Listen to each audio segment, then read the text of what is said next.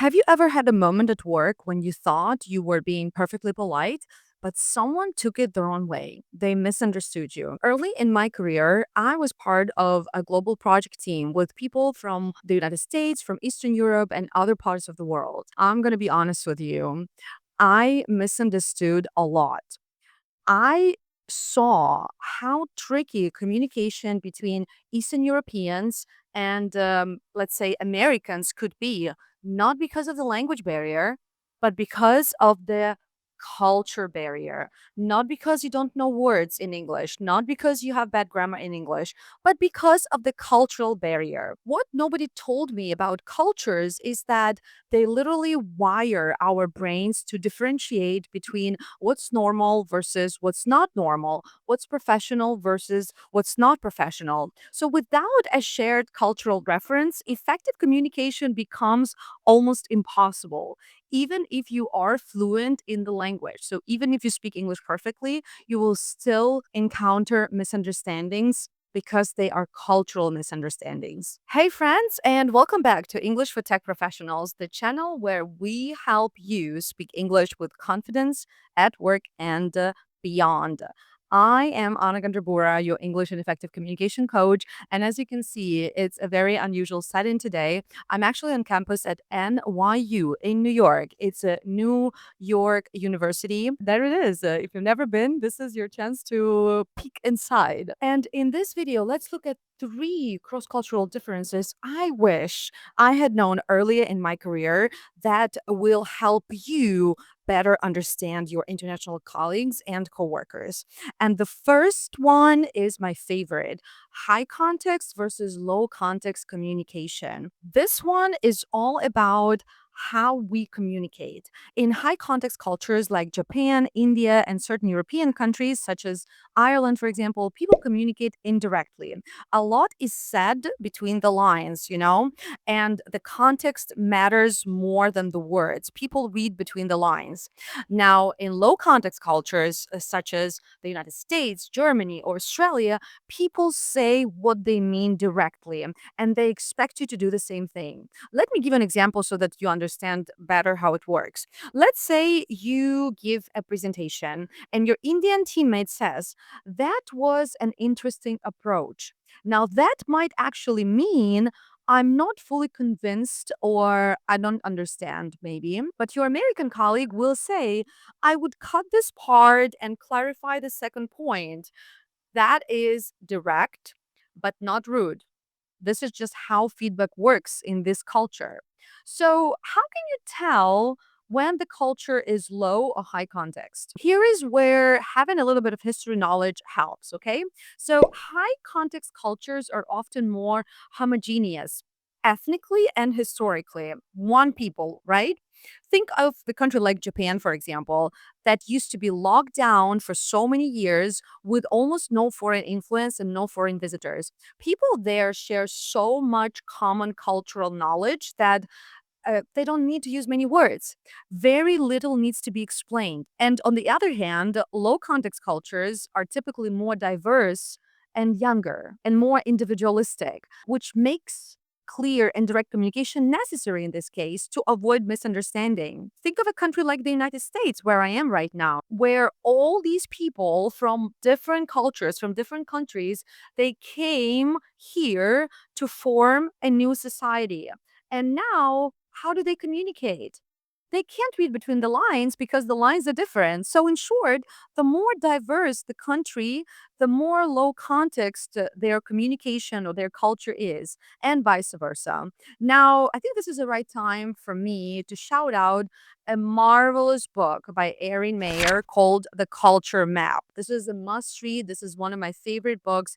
I read it many times. This book dives deep into not only the difference between high and low context cultures, but also feedback, disagreement, leadership, and how all of this is handled in business communication across different cultures. It's one of the best books on cross cultural communication that has ever been written, and I highly recommend it. I remember the first time I read it, I got so inspired and so informed that I actually created one of the flagship courses for English for IT. That is one of the most popular courses to date that we have to date. It is called English for IT Communication. This is the course to take if you want to improve your English for business and communication. It covers everything that you need to know about polite and effective business communication, from cross cultural awareness to email writing and even negotiating techniques. Another interesting cultural difference is called peach versus coconut personality types. Now, this one always gets people smiling because it's so peachy and coconutty, right? In peach cultures like the United States, Brazil, or the Philippines, for example, people are warm and open right away when you just meet them. Making small talk with them is easy, and you might feel like best friends after one meeting, you know? But getting to know them on a deeper level, on a personal level, is a whole different story. That takes some time. Here's a classic example. Your American coworker says, "We should hang out sometimes, hang out, do something together outside of work," but never follows up or invites you anywhere. They are not being rude. They are actually trying to be polite and friendly when they talk to you. Then we have coconut cultures like Germany or Ukraine, where people can seem reserved and cold at first, at the beginning. But once you build trust, people start to open up, allowing you to build really strong and long lasting relationships. For example, your Finnish coworker may not want to talk about the weather or what they did on their weekend, right? Just the typical small talk topics. And you may even start thinking, does this person hate me? Do they not like me? Why are they so quiet? But don't worry. Once you discover some genuine point of connection, like a passion or an opinion you both share, communication will get a lot easier. You might even make a new friend for life. Now, here's a question for you. Which type of culture do you belong to, peach or coconut? Let me know in the comments, and I will be interested to find out and hear your experiences. Now, finally, let's talk about the time, monochronic versus polychronic time. This one shows up all the time, especially in global teams. In monochronic cultures like the United Kingdom, for example, or Switzerland or the United States, time is linear. People stick to one task at a time, meetings start on time, and deadlines are strict. Let me tell you, when you schedule a meeting with an American for, let's say, 2 p.m., they expect you to be there at 2 p.m. or actually 1:59 and not a minute late. Anything else will be considered unprofessional and rude. So don't be late, okay? Also, when you are running late, even if it's a little late, like 2 or 3 minutes, you have to let them know, okay? Otherwise, again, you will come off as unprofessional and rude. But in polychronic cultures, like most Latin American countries, for example, and also India or Egypt, time is more flexible. People may juggle multiple things at once, and relationships often come before. They come first. They come before strict deadlines. For example, if you say let's meet at 10 to someone from a polychronic culture, that means let's meet around 10. So 10:15, 10:20, 10:30 even is okay. So being 30 minutes late is also okay in some social cases.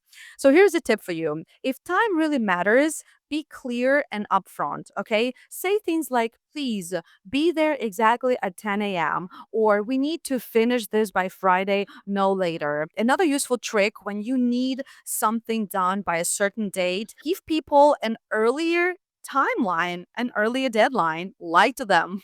Just kidding. For example, if the real deadline is 2 weeks, say it's 10 days.